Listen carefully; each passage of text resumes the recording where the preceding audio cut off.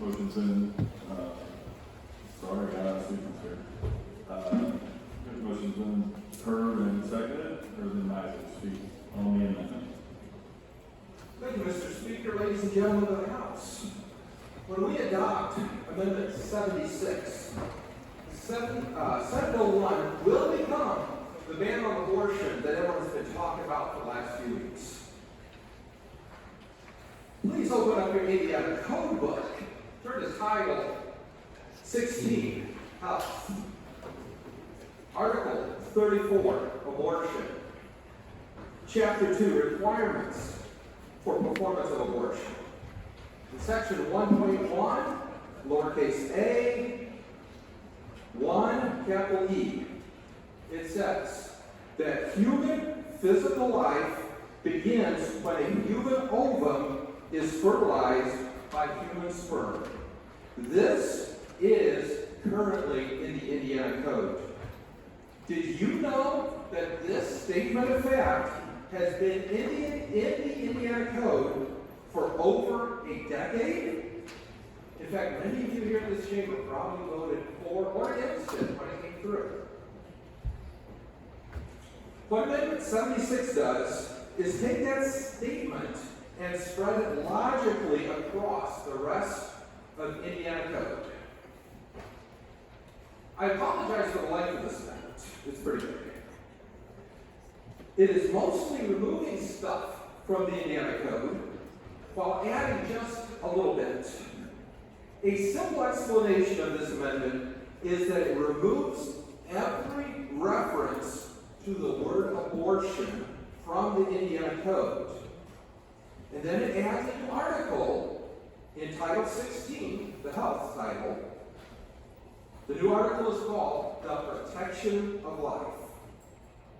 Because of the drafting of this amendment and the structure of the Indiana Code, you will find this new chapter starting on page 18, line 24. The new chapter begins with two findings of the General Assembly.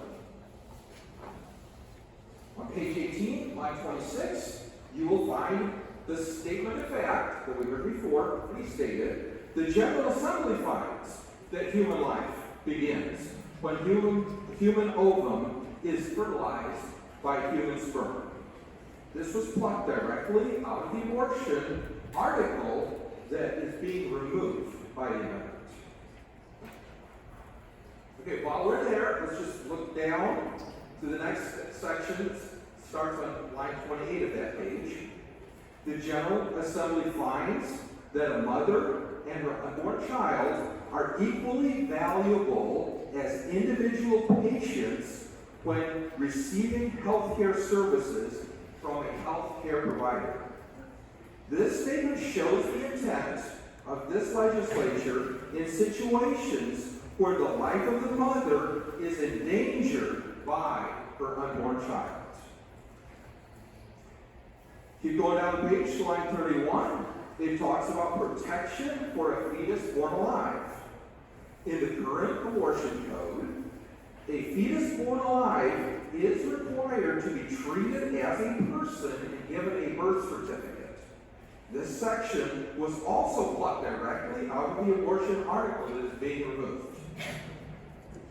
The next article continues by spelling out the state of Indiana's compelling interest in protecting human physical life based on the 10th Amendment and 9th Amendment of the United States Constitution, the Declaration of Independence, and the fact that the governments of the United States and Indiana were instituted by the consent of the people to secure the inalienable rights acknowledged by the Declaration of Independence. The new article discusses how to address overreach by the federal government as it relates to the protection of life. You may be aware by now that the Supreme Court of the United States has recently agreed with me that this issue belongs to the states. However, we're still hearing rumblings about executive orders and other tactics coming from the federal government, so this chapter still very much applies in a pro-post Roe world. The new article wraps up with a non-severability clause to put everyone's mind at ease that a court cannot pick this Senate Bill 1 apart willy-nilly and decide which parts to keep and which parts to throw away. Now that we've gone through that new article added to the Health Code by this amendment, let's start at the beginning. You may have noticed that Senate Bill 1 already terminates the licensure of abortion clinics. This amendment does not change that.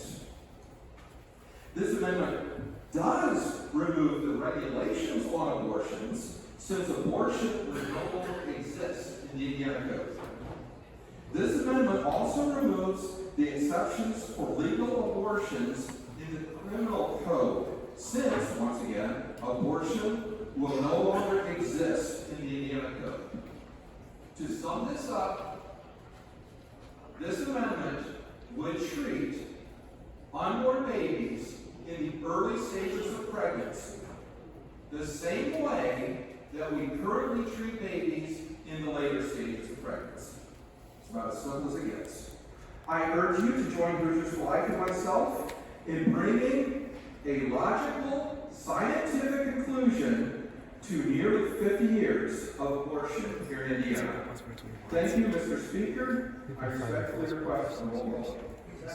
We're going to request Point a of order, second. Mr. Speaker. The amendment is in violation of Rule 120, substituting different subject matter without the written consent of the author, co-author, sponsor, or The point of order is in regards to whether this is a violation of Rule 120. Should we consider, without this man recess, if we consider the point.